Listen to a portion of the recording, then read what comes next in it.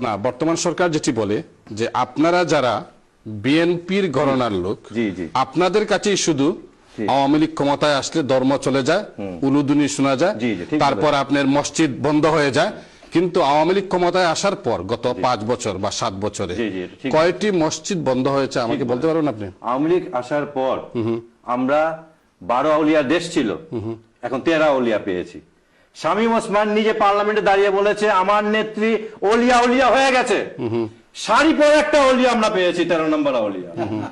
এমন একটা দেশ পেয়েছি যেটা মদিনা সনদে চলছে দেশ, সাথে সাথে মা দুর্গা আবার গজে করে ফসল দিয়ে যাচ্ছে।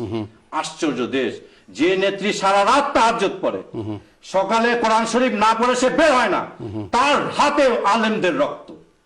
এবং সে বলে, আমি বললাম না এটা ধর্মীয় অনুভূতিতে লাগবে, প্রত্যেক ধর্মের প্রতি সম্মান দেওয়া আমাদের, আমি অন্য কোনো ধর্মকে খাটো করব না, আমি শুধু আমার হৃদয়ের রক্তক্ষরণের কথা বলছি। সে মুখে তার ধর্মের কথা বলছে, আর সে হুজুরদেরকে আজকে কতগুলা ছেলেকে তারা পঙ্গু করেছে শুধুমাত্র তারা মুসলমান আকীদা বিশ্বাস করার কারণে। ধরে এনে এনে তাদেরকে গুলি করা হচ্ছে, তাদের পায়ে গুলি করা হচ্ছে, তাদের পিটিয়ে তাদেরকে পাঁজরের হাড্ডি ভেঙে ফেলা হচ্ছে, এমন টর্চার করা হচ্ছে তারা জীবনে বিয়ে করতে পারবেন। আপনি ঢাকা শহরে তাহলে আপনার বক্তব্য হচ্ছে যে আওয়ামী লীগ যেহেতু ক্ষমতায় আছে, বাংলাদেশের ধর্ম কর্ম বলতে কোনো কিছু নেই। এইটাকে উত্তর দেই, সব আছে বাংলাদেশে, ধর্ম কর্ম সব আছে। শুধু আওয়ামী লীগের ইলেকশন জেতার সময়, ইলেকশনের সময় আমাদের আওয়ামী নেত্রী তখন হিজাব পরেন, মাথায় পট্টি লাগান আর তসবিহ দিবেন। আমি এটা উত্তর দেই। বিএনপির আজকে আমাকে তো আপনি বললেন বিএনপির ঘরানার, উত্তর দেই আমি। আমাকে যদি বিএনপির ঘরানার বলেন, বিএনপির কোন নেতা আজ পর্যন্ত বলেছে যে তার নেত্রী ওলিয়া উলিয়া হয়ে গেছে? বিএনপির কোন কোন নেতারা ইলেকশনের আগে মাথায় পট্টি পরে হাতে তসবিহ দিয়ে নির্বাচন করে? বিএনপির নেত্রী কোনোদিন নির্বাচনের আগে পোস্টারে আল্লাহর কাছে দোয়া চেয়েছেন কিনা? তাহলে সাম্প্রদায়িক দলকে বিএনপি করেছে কিনা দেখেন, কোথাও আছে কিনা, তাহলে সাম্প্রদায়িক। বিএনপির সাথে তো সব ওলিয়া উলিয়ারা আছে। না, কোনো ওলিয়া উলিয়া নাই, মৌলানা মতিউর রহমান নিজামী একজন ওলিয়া উলিয়া, দেলোয়ার হোসেন সাইদি একজন ওলিয়া উলিয়া। আমি দিচ্ছি, উত্তর দিচ্ছি। কিন্তু বর্তমান প্রধানমন্ত্রীর বিয়েই তো সবচেয়ে বড় ওলিয়া উলিয়া। নুরা রাজাকারকে ফরিদপুরে এমন কেউ জানে না যে সে বড় রাজাকার। তার গর্ভের সন্তান প্রধানমন্ত্রীর মেয়ের সন্তান, সেটা যদি বহন করতে পারে, সেটা যদি ওলিয়া উলিয়া না হয়, তাহলে নিজামী আর ওলিয়া উলিয়া হয়ে গেল প্রতিষ্ঠিত রাজা। কি আপনি বলতে চাচ্ছেন মতিউর রহমান নিজামী মুক্তিযোদ্ধা? আমি সেটা বলছি না, আমি সেটা কেন বলবো? আপনি উত্তর জানতে চাচ্ছেন আওয়ামী লীগের ব্যাপারে, আমি জামাতের ব্যাপারে কেন বলবো? আপনি জানতে চাচ্ছেন যে তারা ওলিয়া উলিয়া না এরা ওলিয়া? তারা নুরুল ইসলাম রাজাকার, তাকে সবসময় বলা হয় না বিএনপি রাজাকারদের গাড়িতে ফ্ল্যাগ দিয়েছে? কখন দিয়েছে? 2001-এ, তাই তো? তার আগে তো রাজাকারের ফ্ল্যাগ দেয়নি। 1996 সালে আওয়ামী লীগ রাজাকার নুরুল ইসলাম ধর্ম প্রতিমন্ত্রী করে রাজাকারের গাড়িতে প্রথম ফ্ল্যাগ দিয়েছে। আপনি কি বলেন এটা? আপনি তথ্য নিয়ে কথা বলেন।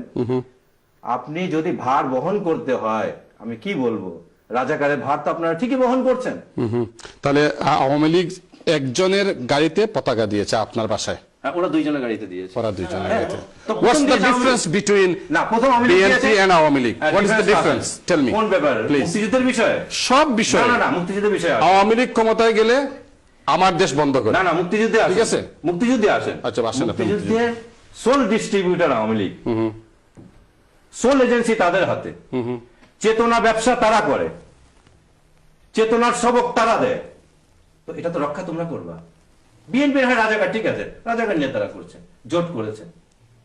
এখন যদি বিএনপি জোট করার কারণে রাজাকার হয়ে যায়, তো আওয়ামী লীগ তো সংসার করছে রাজাকারের সাথে। আওয়ামী লীগ তো জোট করেছে। আজকে তরিকত ফেডারেশন আছে, তরিকত কিন্তু কিছু করছে না।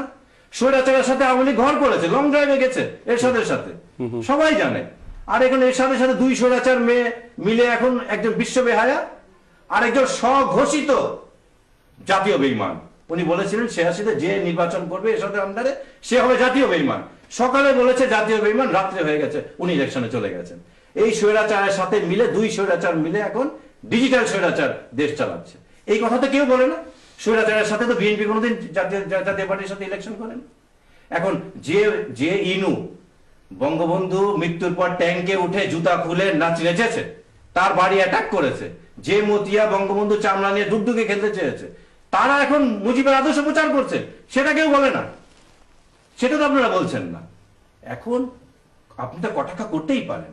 আমরা ওই যেটা ফরাদ ভাই বললেন যে আমি আওয়ামী লীগ বিএনপি কাউকে কারো বিরুদ্ধে দোষ দিচ্ছি না, আমি জাতির, আপনি যে অ্যানালাইসিসটা করতে বললেন, এই অ্যানালাইসিসের কারণে এবং আপনার প্রশ্নের কারণেই আমি উত্তরটা দিলাম আওয়ামী লীগকে। আওয়ামী লীগকে খাটো করার কোনো উদ্দেশ্য আমার নাই, কোন দিকে খাটো করা, একটা দেশ চালাচ্ছে, সে সংশোধিত হবে, আশা করি সে সংশোধিত হবে।